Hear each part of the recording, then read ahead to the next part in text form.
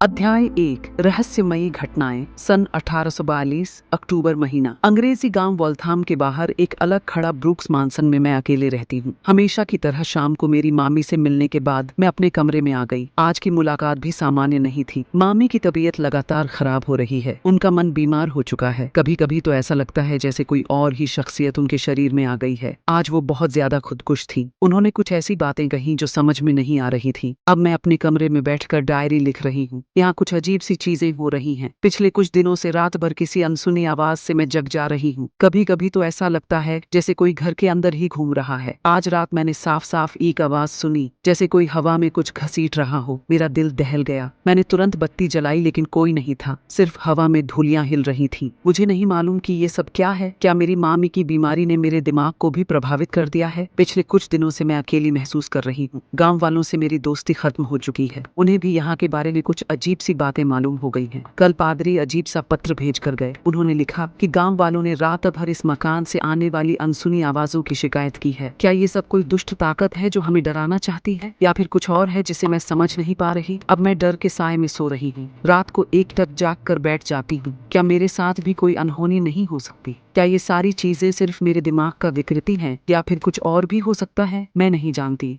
इस सब का क्या अर्थ है। सिर्फ एक ही उम्मीद है कि ये सब कुछ जल्द से जल्द सामान्य हो जाए, वरना मुझे लगता है कि मेरा भी मन तोड़ देगा। अध्याय 2 अतीत के राज। कल रात भी मैंने उन अनसुनी आवाजों को सुना। अब मुझे लगता है कि ये कोई भूतिया शक्ति है जो मेरे साथ कुछ करना चाहती है। आज मैंने मामी से इस बारे में बात की तो उनका हाल और खराब हो गया। वो कुछ अफवाहों के बारे में बोलने लगी जिन्हें समझना मुझे मुश्किल हुआ। फिर मैंने सोचा कि शायद परिवार के पुराने दस्तावेज या डायरियां मेरे सवालों के जवाब दे सकते हैं। मैंने घर के पुराने कमरे में जाकर खोजी की तो कुछ पत्र और डायरियां मिली। उनमें से एक डायरी मेरे दूर के पूर्वज थॉमस ब्रूक्स की थी। उसने सन 1692 में लिखा था, आज के दिन हमारा परिवार शापित हो गया। एक दुष्ट जादूगर ने हमारे परिवार पर क्रोध किया और एक शाप लगा दिया। अब हमारा परिवार हमेशा इस भयानक शक्ति के अधीन रहेगा। थॉमस ने आगे लिखा था कि जादूगर ने कहा था कि परिवार पर 330 साल बाद यानी 2022 में ये शाप पूरा होगा। उसके बाद एक भयंकर प्राणघातक शक्ति इस घर में रहेगी। मैंने दूसरी डायरियां भी ढूंढी तो वहाँ भी इसी तरह की घटनाओं का जिक्र मिला। पिछली सदियों में इस घर में कई रहस्यमय मौतें हुई थी। लोगों ने उन्हें आत्महत्या समझा, लेकिन शायद यहाँ कोई भूतिया शक्ति थी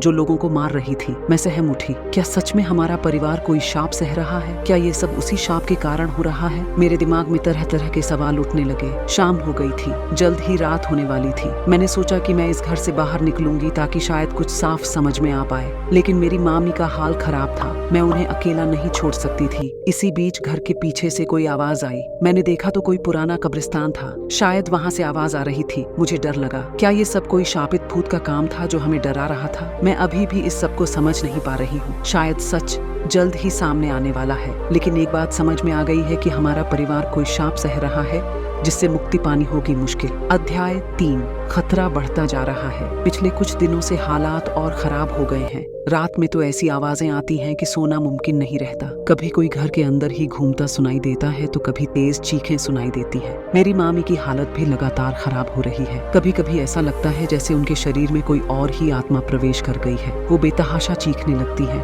और अफवाहें फैलाती रहती है। गांव वालों ने भी अब घर से आने वाली आवाजों को सुन लिया है। सभी मेरे पास आकर पूछने लगे हैं कि यहाँ क्या हो रहा है। कई लोगों ने सलाह दी कि मैं इस घर से भाग जाऊं, लेकिन मैं अपनी बीमार मामी को अकेला नहीं छोड़ सकती। पिछली रात जो हुआ उससे मेरे होश उड़ गए। रात करीब 3 बजे मुझे एक भयानक चीख सुनाई दी। मैं तुरंत ऊपर आई तो मामी कमरे में किसी अज्ञात चीज से लड़ रही थी। उनका चेहरा काला पिघला हो चुका था। उनकी आंखों से खून बह रहा था। जैसे ही मैंने उन्हें छुआ वो चीखने लगी, हटो, ये मेरी आत्मा को ले जा रहा है। फिर अचानक से सब कुछ सामान्य हो गया। मामी फिर से बेहोश हो गई। मुझे अंदर से बहुत डर लग रहा था। क्या ये सच में कोई भूतिया शक्ति है जो हमारे साथ खेल रही है? आज सुबह जब मैं नीचे उतरी तो देखा कि सभी कमरों में कुछ अजीब सी लिखावटें हैं, जैसे किसी ने कलम से घोर चीजें लिखी हों। मैं डर कर बाहर आ गई। क्या अब ये भूत खुलेआम हमला करने लगा है? क्या इस शाप से हमारा बचना मुमकिन ही नहीं है? मेरे दिल में डर और निराशा घुसती जा रही है। क्या होगा अगले?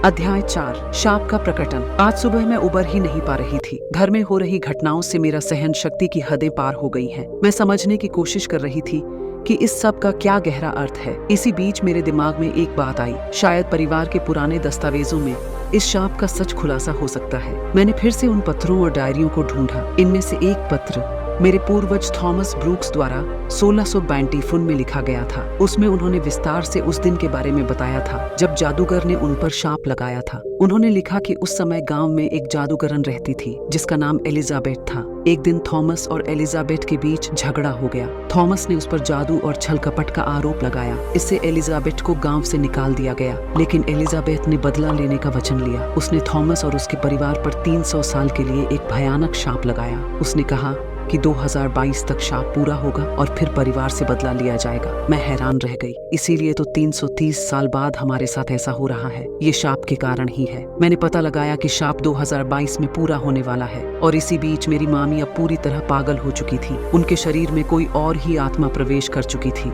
उनकी आंखों से खून बह रहा था और वो चीखने के सिवाय कुछ नहीं कर पा रही थी। मुझे अब साफ पता चल चुका था कि हमारे साथ ये सब क्यों हो रहा है। 330 साल पहले लगा शाप अब पूरा होने को है और एलिजाबेथ के भूत ने हम सब पर कब्जा कर लिया है। अध्याय 5, अंतिम संघर्ष। मैं अब सचमुच में डर गई थी। शाप के अंतिम चरण में सबके साथ कोई भयानक घटना होने वाली थी। रात को जब मैं सोने जा रही थी तभी मेरी मामी की चीख सुनकर उठ गई। उनका कमरा अंधेरा था। जैसे ही मैंने देखा तो उनके शरीर से काला धुआं निकल रहा था। उनकी आंखों से खून बह रहा था। वो चीख रही थी, उसे हटा दो, वो मेरी आत्मा को चुराना चाहती है। अचानक से उनके शरीर पर काले हाथ दिखाई देने लगे। मैं हकला उठी। सामने एलिजाबेथ की भूत प्रकट हो गई थी। उसकी आंखें खून से लाल थीं और मुंह से धुआं निकल रहा था। उसने मुझे देखा और हंसी के साथ कहा, अब तुम सब मेरे हो। मैं डर के मारे बेहोश हो गई। जब होश आया तो देखा कि मामी का शरीर बिस्तर पर पड़ा था।